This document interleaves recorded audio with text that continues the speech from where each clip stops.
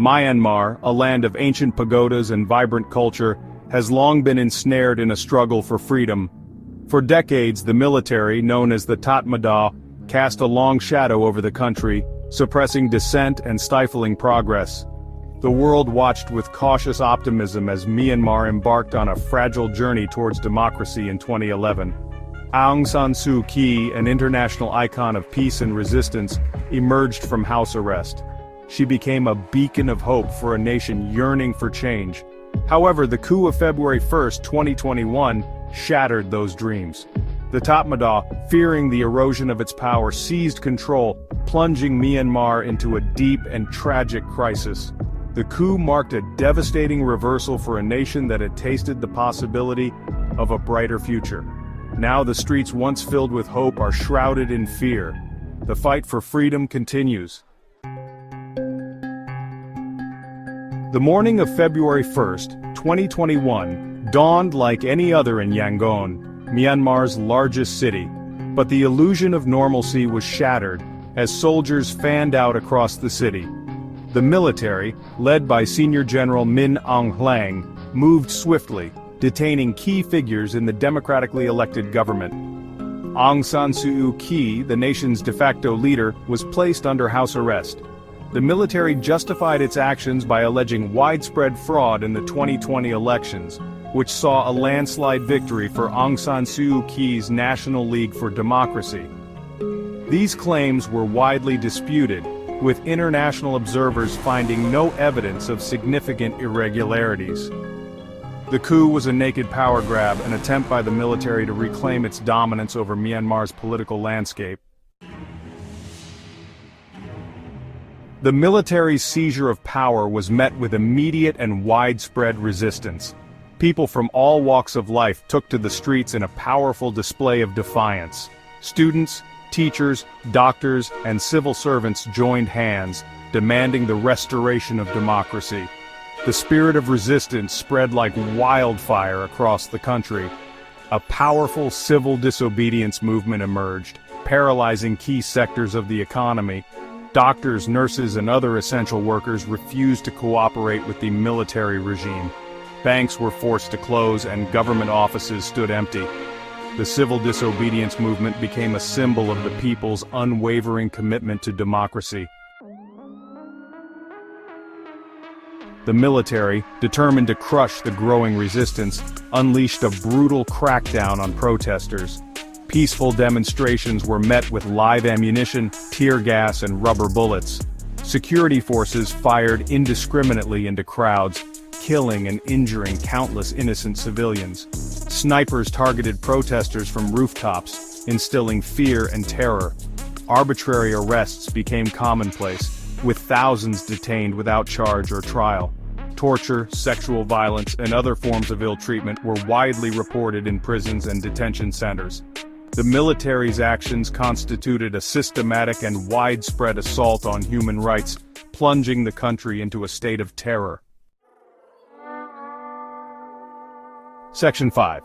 A spiraling humanitarian crisis, displacement and despair. The ongoing conflict in Myanmar has triggered a dire humanitarian crisis. Widespread violence and insecurity have forced millions to flee their homes, seeking refuge in displacement camps or neighboring countries. These camps are often overcrowded, lacking basic necessities such as food, clean water, and healthcare. The destruction of homes, infrastructure, and livelihoods has exacerbated the crisis. Farmers have been driven from their land, leading to food shortages and soaring prices. Access to healthcare is severely limited, with hospitals and clinics destroyed or occupied by the military. The humanitarian situation in Myanmar is dire, with millions in desperate need of assistance. Section 6. The rise of resistance, the National Unity Government and the People's Defense Force. In the face of the military's brutality, a new wave of resistance has emerged. Ousted lawmakers, activists, and ethnic minority groups have come together to form the National Unity Government, a parallel administration committed to restoring democracy. The NUG has gained international recognition as the legitimate representative of the Myanmar people. The People's Defense Force, an umbrella organization of civilian militias, has taken up arms against the junta. Drawing on popular support and a deep-seated desire for freedom, the PDF has engaged in fierce clashes with the military, seeking to reclaim control of territory. The armed resistance highlights the unwavering determination of the Myanmar people to fight for their future. Section 7, The World's Limited Response. A glimmer of hope in a sea of indifference? The international community has condemned the coup and imposed sanctions on the military regime. However, these measures have so far failed to deter the junta's brutality or bring about a resolution to the crisis. The United Nations Security Council, hampered by vetoes from China and Russia, has been unable to take decisive action. The Association of Southeast Asian Nations has taken the lead in diplomatic efforts, but progress has been slow. Some countries, driven by economic interests or strategic considerations, have continued to engage with the military regime, undermining international pressure.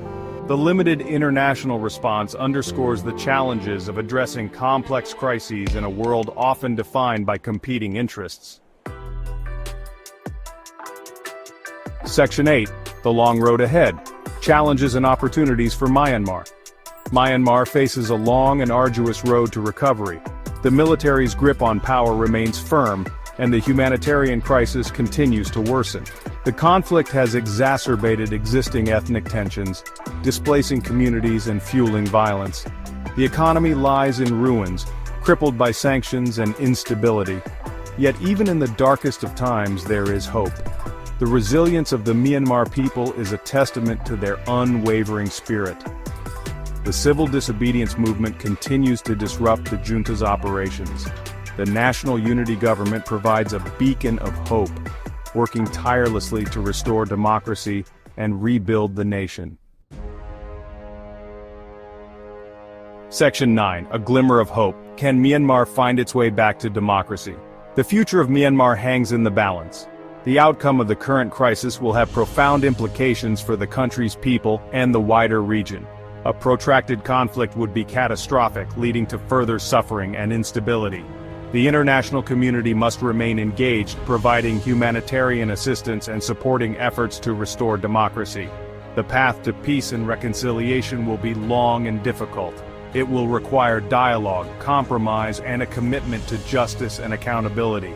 The dreams of a democratic Myanmar, shattered by the coup, can still be realized, but it will require the collective efforts of the Myanmar people, the region, and the international community. Only then can Myanmar begin to heal its wounds and build a future worthy of its rich history and resilient people.